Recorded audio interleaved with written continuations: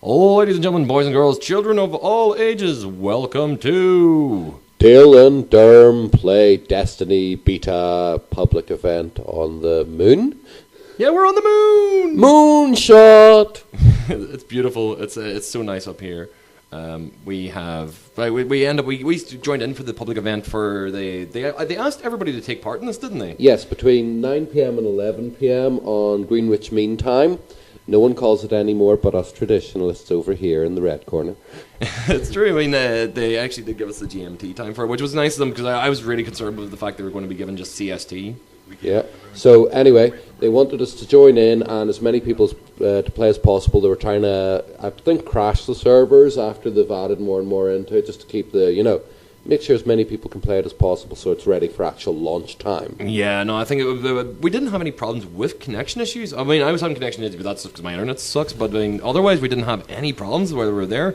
Although, admittedly, it appears to be the PvP section went completely silent while everybody was playing the moon. Yeah, there was a wee bit we were waiting for ages for other Guardians to join us just to have a wee blast in the player versus player, but that happens. Yeah, I mean, you can see here, we're actually, they actually did put cutscenes in this bit as well. I mean, I was really surprised to actually see that they were going to drop cutscenes into the beta as well, and if nothing was more awesome than actually watching yourself landing down on the planet like this. This was it's pure cinematic. The gameplay and the cutscenes actually seem to have the same graphic fidelity. They're all just as intense as each other. It's in engine, man. We know it's in engine because we all get a personalized one matter in our class or whatever as well.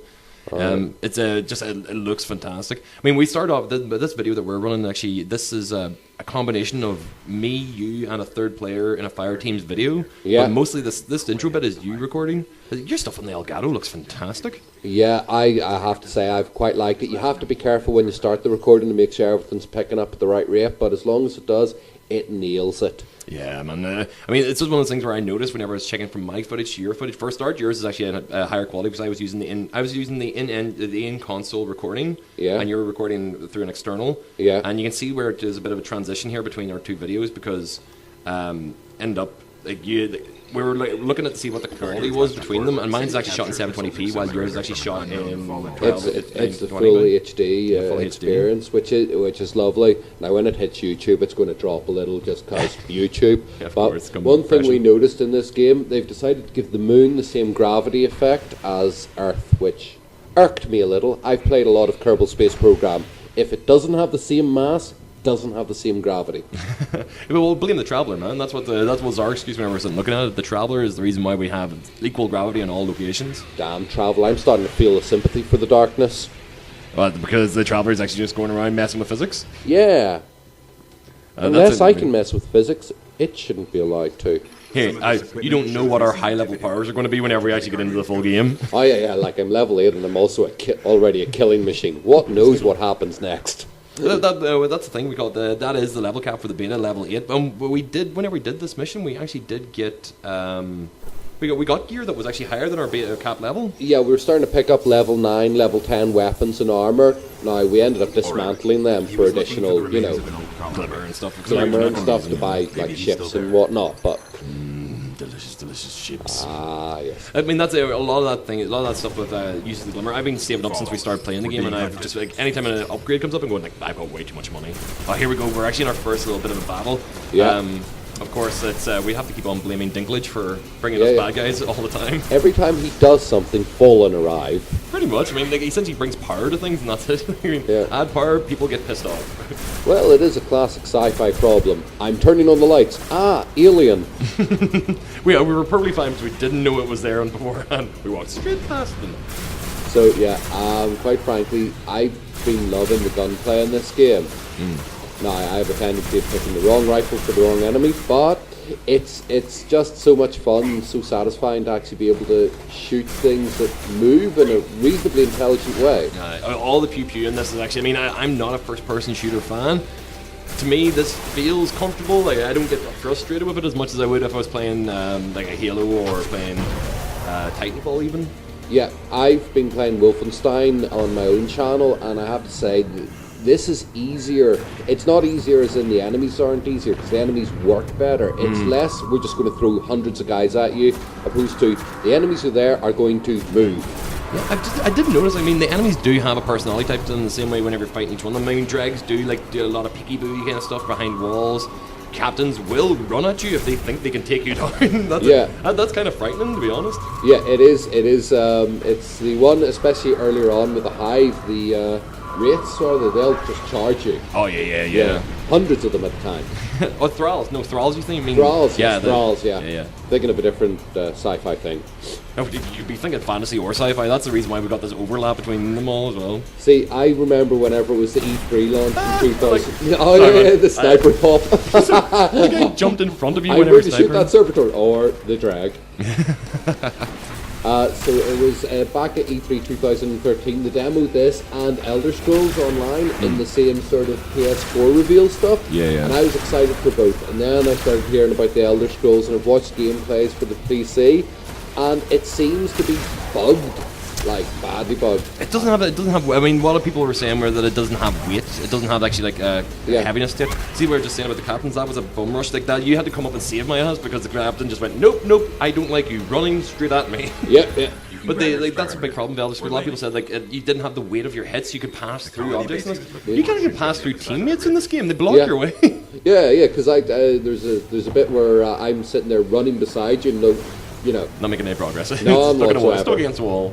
So what I was finding with this is the supercharges here. I love them. Now I think the most useful tactically is the Warlock one. Oh yeah, where you can project that sort of massive grenade strike out. It's a massive grenade strike, but it upgrades to actually send out multiple extra. However, I do love my Titan Smash. The Hulk Smash, as I call it. But you ruined one of the bikes, man. That's the whole point. We were actually getting onto this map. It was shooting at me.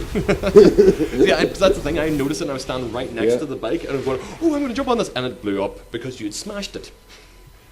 It was shooting at me. Not any longer. We had sniped the guy off the back of it. Well, you'll notice I'm playing a Titan. I also noticed you're playing Skyrim by going into the next cave you could find. It's a cave. What could be in there? Well, usually loot, but obviously we didn't find any. No. That's the thing. Every single time I saw you go to a cave, I followed you in. Even if you were getting the box, I was hoping there would be a second one for me, or like I get my instance of the same box. Yeah, it does turn out though I'm playing a Titan, I've unlocked my inner Lydia. I will run into every cave. I will stand in front of you. I will hit things hard.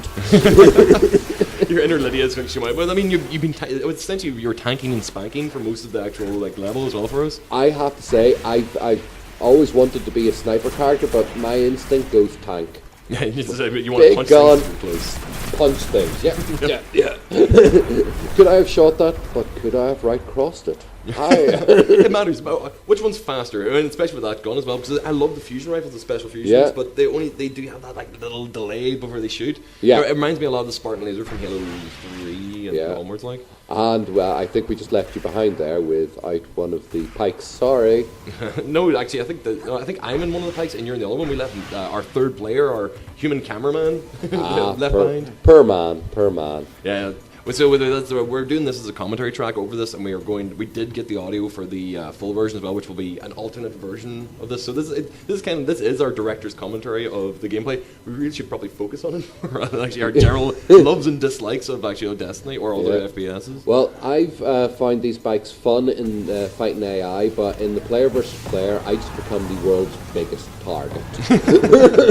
Everyone with a sniper rifle shoots at me. Yeah, there you are, where you can't pass through other objects. We're literally bumper to bumper, bouncing off each other as we're going around corners. It makes you actually have to be more careful about it, and also you have to worry about shot. But you don't have friendly fire, but it actually it blocks your aim. But it's one of those ones where you're sitting there looking at it and you're going, okay, now it looks OP, but then again, so is everything else. But, I mean, that's it. I didn't get onto the pike until after this. Is actually yourself and Martin. That's actually Monilas. I can't remember the pronunciation of his name. That's the problem whenever you have online tags. Nobody ever tells you what they were meant to be said as. But you guys were actually trying to mess around with the pikes here, and I decided not to get off it while I explored what could be a cave. Oh, okay. A metal cave. Yes. What some call a room. Yeah, end up the pike actually has like even the difference to the speeder that you would normally have. It doesn't have the same sound, which I like because that kind of thing that's actually a little bit annoying. Also remind me way too much of the pod racer. But this pike, the juke left and right that you have, the dodge is it's faster and it kind of has a little bit more control rather than the speeder. Yeah. Then of course you got the offensive fire to go with it. Yeah. You actually have a button that will shoot things out at people and cause damage, which is a pleasant change of pace. So like this is the point where I got my hands on one of these as well. So I was actually jumping and sliding back and forth. You see me just bursting off into distance. So I was trying to run people over because the splash damage, the hit damage for hitting people with it is actually pretty good as well. Yeah. What I also like is there's damage. Mine is on fire currently, and I flipped it. I just gave up on it. No, I'll have a go. It's yet to blow up. It's okay. See, and you die if it blows up with you on it. You do die, so that's a nice little touch as well. Because many other things with other games where actually it'll launch you out of the vehicle just before you're actually about to blow up, which is a bit unrealistic. Like, no, I like the idea of actually the vehicle itself having its own safety system. Yeah, but we're on the moon, so safety is not exactly a major concern. Who needs safety? And here's a public event that turns up in game. They bring on public events that sort of, add additional weight. Can you kill this in this amount of time? And as you can see, we've some high service work thingy, and it's a massive bullet sponge here. We're sort of doing damage, but not much. Oh yeah, I mean that's the thing. We kind of like we had to group together to take this one thing down, and that's what I like about this. This does encourage multiplayer, kind of like find one guy and murder them as hard as you can. This is what I like about this. It's the massively multiplayer online aspect of it, where you are fighting alongside colleagues. Player versus player has all been alright in consoles, but I prefer to have a group of people for a shared objective. Me and a few mates going in and going, right, we're taking this down and we're doing this, and we're, working together towards a cause, opposed to just trying to, teabag each other? Yeah, well, I mean, that's what ends up happening. Like even most other co-op kind of games don't really have this kind of active content. Yeah. Because the Explorer worlds that we've gone through so far, you do, like, something will happen. There's a video we're going to put up of us trying to take part in a player event like this, and just getting spanked so bad. Yeah. We just did not expect it. Yeah, but I mean, in this particular one, we got to really get work together and actually take it down. Because, like, I mean, you start working angles, you start working tactics, and because it's actually an active event that just happens out of nowhere, I'm sure that this similar thing would happen, but you don't, unless you actually have a group together and know this thing's going to happen, you don't really know what way to tackle an opponent. Yeah. Which means that it's a bit more of an exciting kind of environment rather than actually this thing spawns here, so everybody needs to be standing on this hill to turn around and look at this thing. Yeah. One thing I find is we end up defeating this and everyone gets a shared sort of loot that feels realistic, opposed to the dissonance I've seen in other MMOs where everyone then suddenly has a separate event as such. Mm-hmm. This works together. There's no crack in the scenes as such where I feel disconnected from your teammates. Yeah, pretty much. That's really what it was. I mean, like taking in that server, we all got our drops and everything. We all got different drops, which is even cooler. Yeah. But it is randomized. But because we kind of see the way we brought the server around to this area, it tried to escape on its own accord, but came down here and then led us to the next set of enemies that are not related to the mission that we're trying to do. This is the reason why I'm just sitting here playing around with the pike, just having a good time, taking out just so take down captains and like anything with armor and shield. It's just like that burst fire that you have. Yeah. It works really well because you can you pull the trigger, you get that really fast burst fire, and then it slows itself down to like a rapid 1-2, 1-2, 1-2. So you can do a shitload of damage if you get really used to doing that burst. Dodge, burst dodge, back and forth. What else we like here about realistic gameplay is we can, Derm's here on the big bike, good at it, taking down bad guys, and I've literally, while him and Monolith are doing that, I've ran off and went, where's the next objective? Yeah. Right, let's go see where that is, and then come back. Yeah, and that's a lovely way to work things. Because those Explore maps are big, they're nice and big. And, of course, there's all the kind of key events. Once it's activated for one member of your fire team, everybody's involved. We're all there for the same mission, so we'll all get the overlap of it. Yeah, objectives sort of time out for everyone, which is it's a nice one where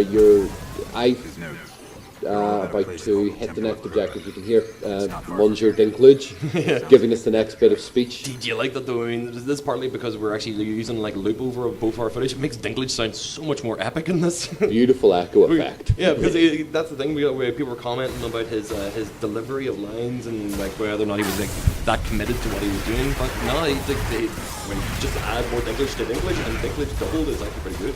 Yeah. It is a lovely setup. I actually quite like his delivery of the ghost, where I'm sitting there going, it's a bit snarky, it's a bit monotone. It's sort of, if I had a miniature machine following me around, I can see it getting fed up pretty soon. Well, I mean, it's just, I think it's also part of the fact that the ghost itself is, I mean, it is an AI that has no kind of real articulation to itself. It actually is just a thing that is alongside you. So like all the voices are going to be the same. It wouldn't actually have, it wouldn't sound like Wheatley. That's what I'm saying. You couldn't hit one of them? Leave me alone. I was having a particularly bad... I was so used to using the pike, I couldn't hit anything with my gun afterwards for a while. That's alright. There was a week gap between us playing something and the PvP, and I could no longer game with the sniper rifle. But here, so we've just cleared this area of all the fallen. Finally, we've hit the next objective. So they're introducing us to a new area we have to go to. But I spotted a cave. It's every single time with the caves, man. Caves. Why? I literally hear Lydia inside me going, oh, look, there's a cave over there. And I go, I will carry your burdens.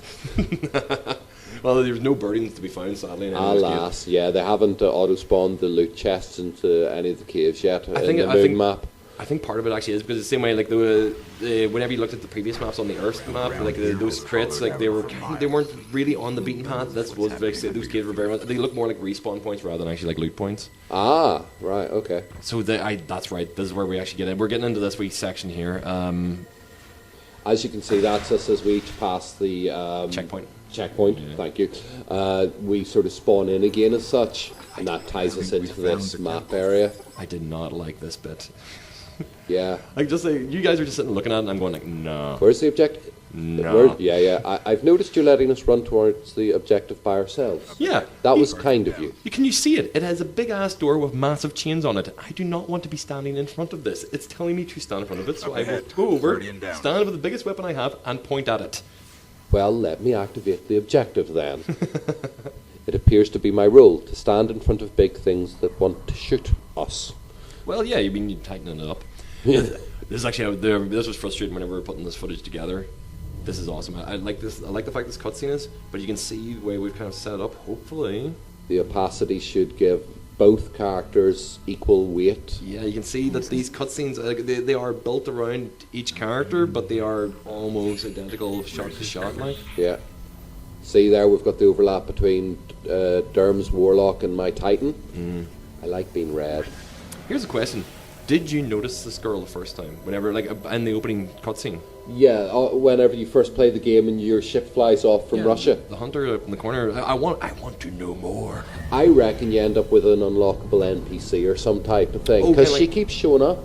Yeah, kind of like a party member that you can, like, not summon, but they're there for key events. I think so, yeah. But you'll probably have to hit a certain level or a certain part in the story, yeah. It seems to be like one of those things where, like same way you used to play Fantasy Star, you'd have to be able to summon people in to help you. Or what it could be is you reach a certain point of the story and she becomes a key character that gives you additional information about the darkness. Alright, that's it. Like, so you can see me, I immediately run. Spoilered! I think this is actually more prediction than spoiler, but yeah. And I ran and bolted, and I just had to put a firewall in front of you guys. But as you're about to see very soon, I do some massive damage there, and then suddenly realise, oh, there's 20 other guys, and try and run away, and I'm punished for my lack of ability to run. So we needed someone in the high point here to be, soaking up, taking down guys, but also hidden from massive sudden damage, which thankfully the coward provided. What? I hit from afar. Yes, you and your tactics. I'm the tactical player. I see that. I'm so close there to dying. And there's like, I think there's like a 10 seconds from you respawning. Yeah, I'm literally counting down in the mic going, no, hold, 9 seconds, 8 seconds. As you can see, it's just about to hit, and I'm back. Right, because what you'll find in these, they're sort of respawn limited. As long as one of you stay alive, another person can respawn back into it. But as soon as everyone's dead, we got hit by this in another game, you're all out and you start back at the checkpoint again. I mean, I'm willing to bet that you start back at the checkpoint again. It doesn't seem that frustrating, especially as this is very close to the door, like just earlier than that. But I mean, that would have been frustrating. It was extremely frustrating on one of the other levels because it was a much heavier and longer part. Yeah, there were like hundreds of those guys. It was a multi-wave one, wasn't it? Yeah, 3 waves. But I think each wave was made up of 2 components because it seemed heavy, then lightened up, and then all of a sudden a bunch of big guys before the next actual wave showed up. I think that little gap in the middle was to give us a chance to get ammo. So we're pretty much. That's the thing. This moon mission. I know it was a public event, but it was a little bit short. It was. It feels like the lead on to a next stage, and it's they literally cut the point where you get to the final objective here, and then I reckon you'd have to go further into this temple. I think you would have to go further into the temple in the next mission. I think this actually, you're right. This is like the opening mission of the moon section. Yeah, but this wizard was nice and heavy. It was beautiful intro to the moon, and I'm quite happy that they actually opened it up for the final stages of the beta, because it was fun to actually see a different environment opposed to the last 2 times only running around Russia. Oh yeah, we're on Earth, but we only saw one bit of it tonight. Yeah, I reckon there'll be more maps on that, but much more assuredly. As you can see, like it was a bit of an anticlimax because that was a hard wizard to take down. Yeah. But we were just well prepared. Like we came both sides on him. He didn't have any way to catch us. We all had our specials kept aside. Yeah. Now we're aiming for a group shot. That's right. Well, that'll probably be our image for this video. Oh yeah, the title card. Yeah. I shall Photoshop that forthwithly, sir. Thank you very much. Not a problem. But it seemed to actually kind of like peter off in this wee bit, but there was so much content in that to explore. So I would go back and actually take another wee look around that map and see what other hijinks we can get up to. In case they've any hidden golden chests and the like. Yeah, and more, and also other public events. Because, if you notice it, because that servitor appearing is very different from what happens whenever you're on the Russian map. Because the Russian map has 2 different types. It's pretty much the mining one or the transmat. Yeah. That's the 2 key types, and I think that's each world's going to have different kind of public events. Yeah. That was the servitor was a bit different. But I had to take a wee dance. Yeah, have a wee dance. So yeah, here's Peter doing some more of his talk. So epic. The Hive are raising an army. It's a little trippy with the actual transition. I know, it's nice. We need to stop them. There's just so much. I mean, that's one of the things where the game looks gorgeous. There's not. I haven't seen any graphical glitches really. I think you spotted one yesterday. Yeah, when we were playing a previous game sequence with the waves, a couple of the dregs ended up floating after you hit them. They were just floating around the room. But only I saw that. Oh, that's right. Yeah, it's not in your videos. But so that's the moon section finished. Quite frankly, they were so fallen heavy in the enemy list. I reckon that's why the Hive sequence was a bit quicker, because the Hive are probably hidden in the moon and the Fallen are outside, because they don't like each other. Yeah, no, you get we're going to be seeing key events where they're going to be battling each other, and you're going to have to run through the middle of them as well. Pretty much. So, anyway, we now have the wonderful flight home. Well, I mean, that's the thing, we had that little transition. Man, honestly, I'm looking forward to the beta ending and the game coming out. You already have your pre-order, and I'm not a big pre-order fan. I've pre-ordered only a couple of things at a time, and I literally pre-ordered this because the reveals before even the alpha, I was sitting there going, this looks nice. I rarely play sci-fi games, but this sort of Space Knight concept, it struck me like fantasy. It looked like playing Skyrim with friends. And to me, it feels like playing Phantasy Star Online or Phantasy Star Universe, which is like that, and I love sci-fi and cyberpunk, so this kind of like blends two, this can actually get two fandoms to work together. It's nice. It's that medieval knights type concept, but with a really involved sci-fi storyline, and I am quite intrigued with it. It's one of those ones where I'm definitely picking it up, and I'm thinking about increasing my pre-order to the Ghost package. Don't even bother. Don't bother, man. I don't need money. Well, yeah. Well, we're going to sign off for you guys. Thank you very much for checking out our look at the public the public event of the beta. It's been opened up to everybody on all the consoles. I think it's actually I don't know if they're extending it. There's rumours that they're extending it. It's apparently dependent on a couple of guys going, yeah, fuck it. It's so close to release now. I mean, we've got 2 months before it actually comes out. So, guys, check it out. Check out all the videos that we have up on this. Check out Deal's channel, Deal Plays Games. I'll have more stuff myself up fairly soon. It's been great watching through this with you. Have a good night. Thank you all for watching. Bye. Bye.